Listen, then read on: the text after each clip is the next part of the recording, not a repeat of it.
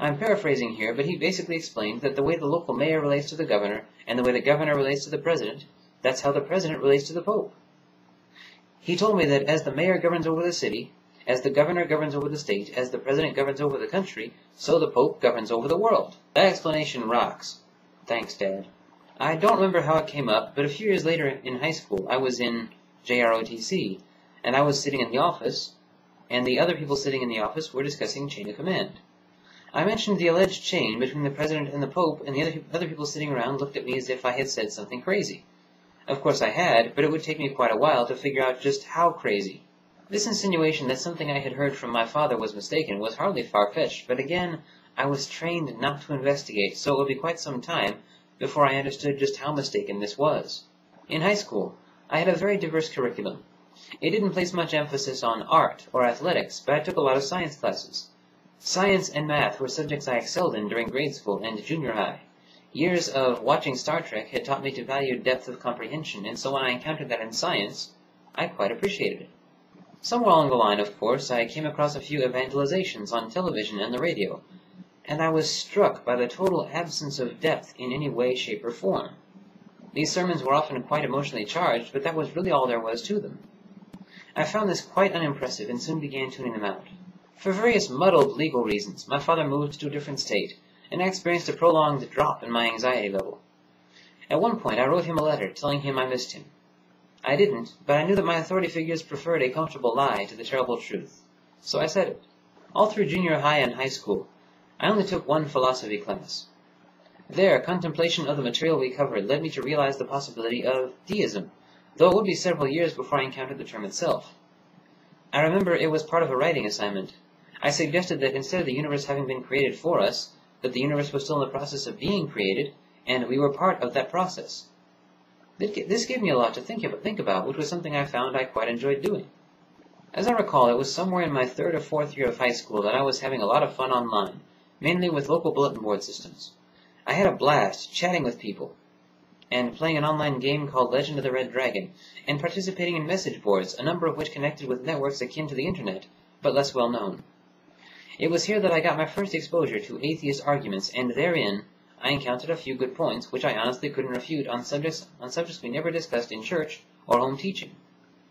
At first I expressed amusement at these poor, misled atheists, but in the long run I had to admit, if only to myself, that they had raised a few good points.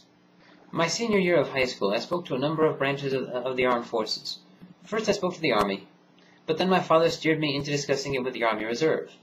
Somewhere along the line I found myself discussing it with the Army National Guard, the Air Force, the Air National Guard, the Navy, the Marines, etc. Each time it followed the same pattern. At first I started getting really enthusiastic about going to the branch of the armed forces I was discussing with. Then my enthusiasm ebbed. Then I would get enthusiastic about the next branch. Then my enthusiasm ebbed. When I first began talking to the Army, my weight was an issue. But with the advice of the recruiter, I managed to get it under control for a while. While I was talking to the Air Force, my weight became an issue again. I just couldn't seem to keep it down. Finally, I stopped talking to the armed forces altogether.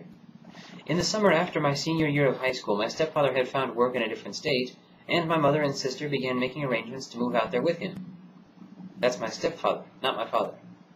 I, on the other hand, opted to remain in the same state. At the time, I honestly believed it was just because I liked this state. I did, and I do, but looking back, it's clear to me that's not the reason I opted to move in with my grandparents.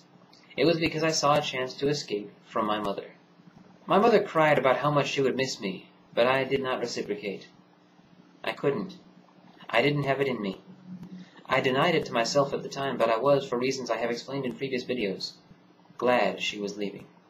I wanted to go to college, mainly just because I saw college as this vague and wonderful thing, like religion.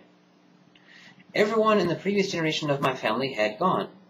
All my aunts and uncles and both my parents.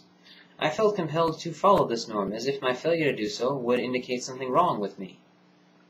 This is, of course, a profoundly poor reason to go to college, but that aside, when I was 3 and my parents divorced, my mother was awarded custody, and she brought me up with messages about how poor we were. I knew college was expensive, so I had no idea how to pay for it. I knew the military had college funds, but I just couldn't seem to control my weight. As I was growing up, no one ever said anything about weight control or management except my father, because of course he wanted me to join the Army Reserve so I could go off to fight the good fight. Of course, the briefest glance at my father makes it apparent to anyone that this is a man who doesn't know jack shit about fitness, but this was a feat of reasoning I hadn't carried out. I grew up with my father telling me that if one is overweight, it's because one is not active enough. So after high school, I set out in search of a job which would have me doing a lot of heavy lifting.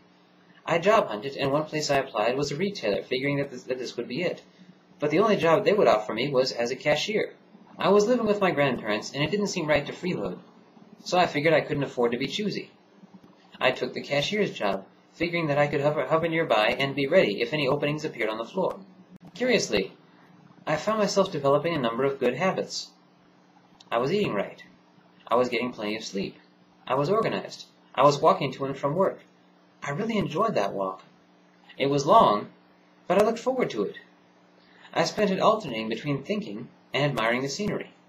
I began each morning by doing some calisthenics, and I concluded each evening by doing some cardiovascular exercise and stretching.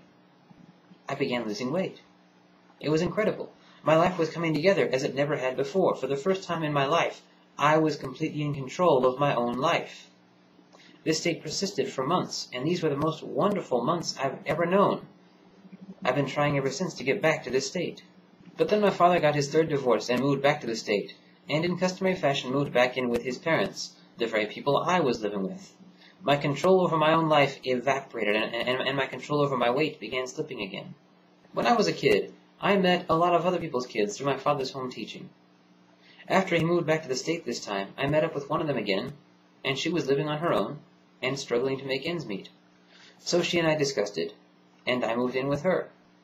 Again, this persisted for a few months, but I found myself having to tap savings just a little every month to make rent, and I knew the situation couldn't be maintained. One day, I came across a naval recruiting office not far away and went in to speak to them. They presented me with some figures, and I understood them to mean a monthly wage higher than I had actually ever had, and I had this mental image of a lifestyle out at sea, devoid of chances to spend it. So I figured that it would accumulate and be waiting for me when I got back with the college fund and the GI Bill. I also figured I could arrange to have enough of it sent back to help out this girl whom I cared for. I pictured it all coming up roses. Of course, that's not how it worked out. I spent 2.5 months in boot camp, 11 months in submarine school, and 5 months as part of the crew of an actual submarine. But if there's a trick to making military service work with no support from home, I never figured it out. When I spoke to my mother, all I got was about how she worried about me, second-guessing my enlistment constantly. At one point in submarine school, she talked about driving out to the base, a distance of more than 1,000 miles, and offering the Navy the college fund they offered me and her retirement fund if they would let me go. Of course, I didn't want to leave the Navy. What I wanted was for my family to accept the fact that I was in the Navy and support me in that. When I spoke to my father, all he could say was to reiterate how he was still certain I would be happier in the Army Reserve. This was the message, week after week after week.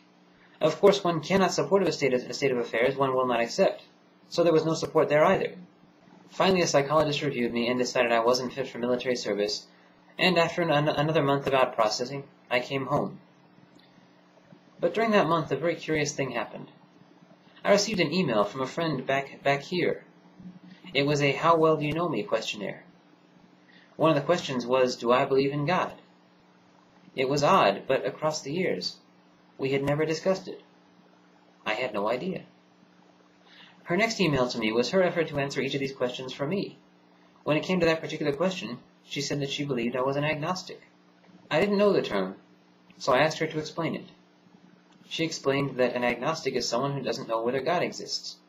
I reflected on those discussions I had had with atheists years earlier, and remembered the good points they had made. But I wasn't yet ready to call any of the beliefs I had been raised on into serious question, so when I encountered that explanation, I said, "That's it. That's what I am." At this point, education of any sort wasn't even in the cards. It was pretty much the furthest thing from my mind. My grandfather had passed on, and the only place set up to take me was my grandmother's house, where my father was living. Fortunately, the next job I got paid enough that I could afford to live on my own, so I moved out. That was probably the best thing I've ever done. Interestingly, this job also left me with a lot of downtime, and a lot of latitude about how I used it. So one use I put it to was thinking, and it was at this point that I began actively examining the claims I was raised on. I understood that in order to do anything, an individual, or a party, needs two things: motive, and opportunity. I looked at events in history thinking about motive. I looked at a number of very bloody wars, realizing that the parties that fought each other, that killed each other, would not have done so if they had not had a motive. It occurred to me that if I had the means to remove those motives, thereby preventing these violent conflicts, I would do so. Then I reflected on this claim that God is all-knowing, all-powerful, all-loving, and guiding over the events of the world.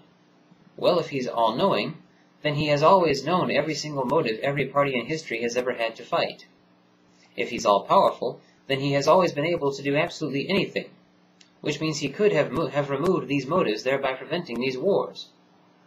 If he's all-loving, then he must not want people to suffer needlessly, which would mean that he would have every reason to do precisely that.